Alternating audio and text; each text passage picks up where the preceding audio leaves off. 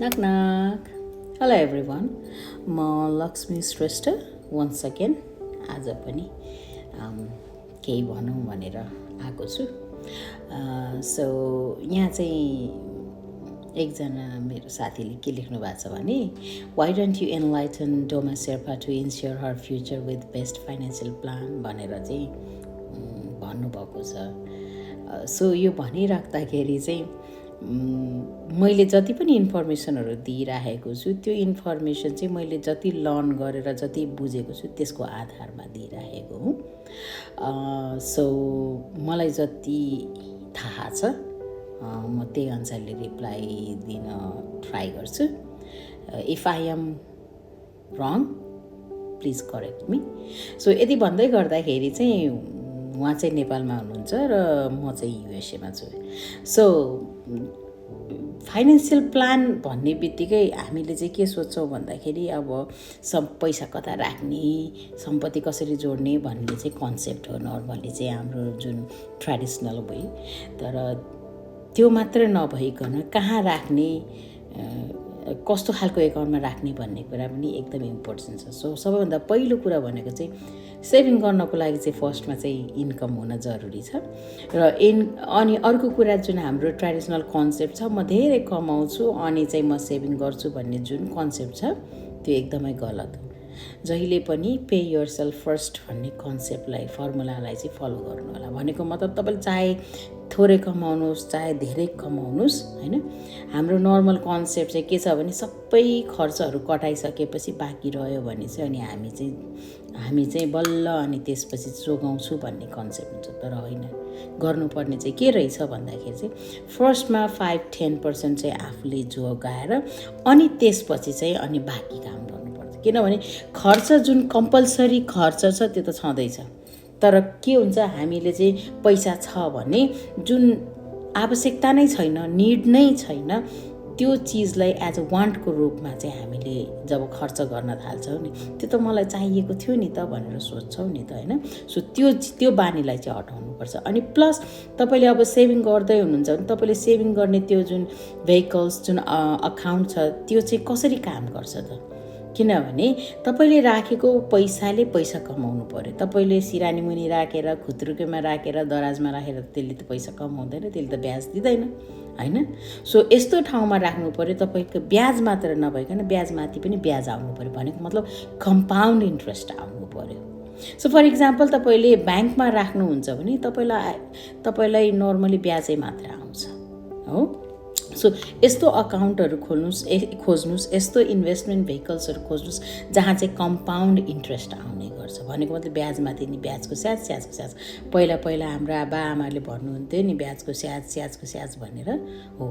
त्यो कुरालाई चाहिँ ध्यान दिनु होला। भनेको कमाएको ब्याजमा पनि ब्याज लागोस्, ब्याज आओस्, त्यो हिसाबको त्यो खालको अकाउन्टहरू खोज्नुपर्ने हुन्छ। अनि अर्को भनेको तपाईँले सेभिङ गरेको पैसाहरूमा चाहिँ मार्केट रिस्कले कसरी इफेक्ट पारेको छ त्यसलाई पनि ध्यान दिनु होला। अब नेपालमा म चाहिँ युएसएमा छु। सो युएसएमा भएको कारणले त प्रायः जस्तो अकाउन्टहरू चाहिँ अब हामीले कस्तो अकाउन्ट खोल्ने भन्ने जस्तो ब्याङ्कमा राख्नुभएको पैसा भनेको चाहिँ कस्तो हुन्छ नि तपाईँको सेफ हुन्छ, त्यसमा फिक्स इन्ट्रेस्ट आउँछ, त्यसमा मार्केट रिस्कको कुनै हुँदैन। तर स्टक मार्केटमा राख्नुभएको जुन अकाउन्टहरू छ त्यो अकाउन्टहरू चाहिँ स्टक मार्केट भनेको एकदम हाई रिस्क भएको, भनेको मतलब मार्केट हाई भएको बेलामा धेरै पैसा आउने भयो अनि मार्केट डाउन भएको बेलामा त प्रिन्सिपल पनि डुब्ने सम्भावना हुन्छ नि त होइन। सो तपाईँहरूले चाहिँ त्यो कुराहरूलाई चाहिँ एकदमै कति राख्ने त मैले जहिले पनि पोर्टफोलियो बनाउँदाखेरि सेभिङको पोर्टफोलियो बनाउँदाखेरि एउटै मात्र एकाउन्टमा राख्ने होइन, कहिलेकाहीँ थोरै हाई रिस्कमा पनि राख्ने, थोरै नन रिस्कमा पनि राख्ने होइन। सो ब्यालेन्स गरेर राख्ने। सो फर इक्जाम्पल कुनै पनि पोर्टफोलियो बनाउँदाखेरि तपाईँको एउटा अन्डामा 30वटा क्रिएट हुन्छ, त्यसलाई एज अ सम्पत्तिको रूपमा मानौँ। त्यो 30वटा अन्डालाई चाहिँ एउटै क्रेटमा राखेर बोकेर हिँडिराख्दाखेरि यदि त्यो क्रेट झऱ्यो भने त 30वटै अन्डा फुट्ने सम्भावना भयो नि त होइन, प्रोबेबिलिटी भयो नि त होइन। सो त्यो कारणले गर्दाखेरि त्यो 30वटै गयो भने यदि तपाईँले कुनै आफ्नो सेभिङ चाहिँ एउटै रिस्की एकाउन्टमा राख्नुभएको छ, त्यो एकाउन्ट डुब्यो भने त तपाईँको सबै सेभिङ डुब्यो नि त। तर तपाईँले त्यो 30वटा अन्डालाई चाहिँ 10-10वटा गरेर 3टा क्रेटमा भाग लगाउनु भयो भने बोकेर हिँडिराख्दाखेरि एउटा अकाउन्ट अथवा एउटा क्रेट चाहिँ झऱ्यो भने तपाईँको 10वटा अन्डा फुट्यो, तर 20वटा त स्टिल बाँकी छ नि त।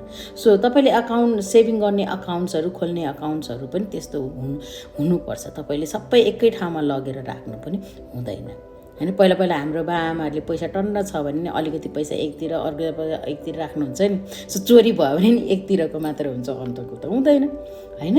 सो त्यस्तै गरेर हामीले सेभिङ गर्दाखेरि नि त्यो कुन चाहिँ एकाउन्टमा कसरी राख्ने भन्ने कुरा चाहिँ थाहा हुन जरुरी, सबै एकै ठाउँमा राख्नु हुँदैन। र मार्केट रिस्कलाई चाहिँ एकदमै ध्यान दिनुपर्छ। सो तपाईँले धेरै हाई रिस्क पनि होइन र रिस्कै नभएको पनि होइन, त्यस्तो अकाउन्टहरू खोज्नुपर्ने हुन्छ। त्यस्तो अकाउन्टहरूमा राख्नुहोस्, रिसर्च गर्नुहोस्। अब मलाई चाहिँ नेपालको बारेमा त्यति थाहा नभएको कारणले गर्दाखेरि म त्यो नेपालकोमा चाहिँ भन्न सक्दिनँ। अनि अर्को कुरा, तपाईँ स्टक मार्केटमा इन्भेस्ट गर्दै हुनुहुन्छ भने चाहिँ तपाईँले चाहिँ त्यो स्टक मार्केट जुन कम्पनीमा तपाईँ इन्भेस्ट गर्दै हुनुहुन्छ त्यो एटलिस्ट तपाईँ त्यो कम्पनीको चाहिँ ब्यालेन्स सिट पढ्न सक्ने हुनुहोस्, त्यसको हिस्ट्री हेर्नुहोस् होइन। अनि प्लस स्पेसली चाहिँ आइपिओ चाहिँ म के भन्छु भने बच्चा जन्मेदेखि नै त्यो बच्चालाई हेर्न आउँदादेखिको त्यो बच्चालाई पैसा लगाएर दिन्छ नि, नयाँ मान्छेलाई सित्तैमा हेर्नु हुँदैन भनेर जुन पैसा दिन्छ त्यो पैसादेखि लिएर तपाईँको न्वारन पास्नीदेखि जति पनि बर्थडे जुन जम्मा हुन्छ नि त्यो जम्मा भएको पैसा चाहिँ नर्मली चाहिँ अब राम्रो अलिक बुझ्नेले चाहिँ ब्याङ्कमा लगेर राखिदिनुहुन्छ। ब्याङ्कमा त धेरै ब्याज आउँदैन होइन। तर तपाईँले चाहिँ के चाहिँ गर्न सक्नुहुन्छ भने त्यो बच्चा जन्मेदेखिको त्यो पैसाहरू जम्मा गरेर तपाईँले चाहिँ उसको आइपिओ अकाउन्ट खोलिदिनुहोस् र आइपिओ भर्ने बानी गर्नुहोस्। उसको पैसा हो, उसलाई खेल्ने कुरा यो त्यो भन्दा नि निड के हो, निडलाई ध्यान दिनुहोस्, वान्टलाई होइन। आवश्यकता र जरुरीमा डिफ्रेन्ट कुरा फरक पर्छ। सो तपाईँले त्यो बच्चाको पैसा चाहिँ उसैको पैसा हरेक टाइममा चाहिँ आइपिओ खोल्दा तपाईँले त्यहाँ इन्भेस्ट गरिदिनु भयो भने हेर्नुहोस् त्यही पैसाले भोलि तपाईँको छोराछोरीको एजुकेसन फन्ड जम्मा हुन्छ। उनीहरू कलेज जान्छु भन्दाखेरि अहिले कलेजहरू त सस्तो छैन नि त, हाम्रो जमानामाको जस्तो छैन होइन। मैले कलेज पढ्ने बेलामा 5000मा ब्याचलर सकाएको थिएँ होइन। अहिले त त्यो 5000मा एक महिनाको पनि बिल फी आउँदैन होइन। सो 5000मा ब्याचलर भनेको एउटा फर्स्ट इयर 1 इयर चाहिँ 5000 थियो होइन।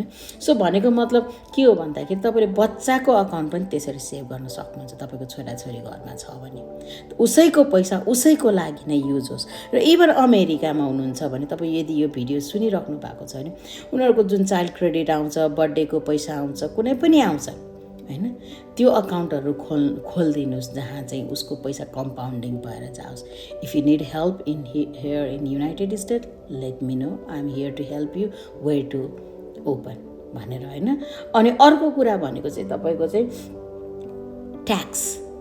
अब ट्याक्स मार्केट कस्तो छ, ट्याक्सले कसरी अफेक्ट गर्छ त त्यो इन्भेस्टमेन्ट अकाउन्टलाई चाहिँ। जस्तो अब नेपालमा पनि होला होइन, ट्याक्स फ्री कहीँ पनि हुँदैन, तर स्ट्राटेजिजहरू हुन्छ होइन, ट्याक्सको कोडहरू हुन्छ जसले चाहिँ ट्याक्स फ्री गरिदिएको हुन्छ यदि त्यो कोडलाई चाहिँ फलो गर्यो भने। र युनाइटेड स्टेटमा पनि त्यस्तो अकाउन्टहरू छ, भेहिकलहरू छ जहाँ चाहिँ ट्याक्सको कोडले गर्दाखेरि चाहिँ त्यो सम्पत्ति हो होइन, तर त्यसलाई चाहिँ डाइरेक्टली चाहिँ सम्पत्ति भन्न पाइँदैन, त्यसलाई डाइरेक्ट सम्पत्तिको रूपमा चाहिँ लिइँदैन। किन भन्दा आइआरएसको कोडले चाहिँ त्यसलाई चाहिँ प्रोटेक्ट गरेको छ, जसले गर्दाखेरि चाहिँ त्यसलाई चाहिँ सम्पत्तिको रूपमा चाहिँ लिन सकिँदैन। इन्डाइरेक्ट एसेट्स हो तर डाइरेक्टली होइन, तर सम्पत्तिको रूपमा त्यसलाई चाहिँ चलाउन सकिन्छ अमेरिकामा पनि। नेपालमा पनि त्यस्तो अकाउन्टहरू छ होला। सो छ भने रिसर्च इट त होइन, त्यही अनुसारले गर्नु। र त्यसको लागि चाहिँ सबैभन्दा पहिला चाहिँ के हो भन्दाखेरि चाहिँ काम गर्नु पऱ्यो। अनि प्लस आफ्नो सर्कल याद गर्नु होला। तपाईँ बिजनेसम्यानहरूको सर्कलमा हुन्छ भने तपाईँको नेक्स्ट बिजनेस तपाईँको, पार्लर खोल्ने बिजनेसम्यान वुमनहरूको सर्कलमा भने तपाईँको नेक्स्ट पार्लर तपाईँको खोल्छ। अनि जड्याएको सङ्गत गऱ्यो भने चौथो जड्या तपाईँ भन्नुहुन्छ होइन। सो सर्कल एकदमै इम्पोर्टेन्ट छ। अनि पोजिटिभ भाइब्स र प्रोग्रेसिभ माइन्ड सेट भएको सर्कलसँग चाहिँ घुलमिल गर्नु होला। यदि तपाईँलाई नेगेटिभ भाइब आउँछ, नेगेटिभ फिल हुन्छ, खालि कुरै काट्नेको बिचमा बस्नु भने तपाईँ पनि अर्को कुरा काट्ने व्यक्ति बन्नुहुन्छ होइन तपाईँ अगाडि बढ्न चाहनुहुन्छ भने अगाडि बढ्ने सोच भएको व्यक्तिहरूको चाहिँ सङ्गत गर्नु होला र त्यही अनुसारले तपाईँले प्लान पनि गर्न सक्नुहुन्छ। आई होप मैले तपाईँको क्वेसनको आन्सर दिएँ होला। And have a nice day and hope to see you soon. By.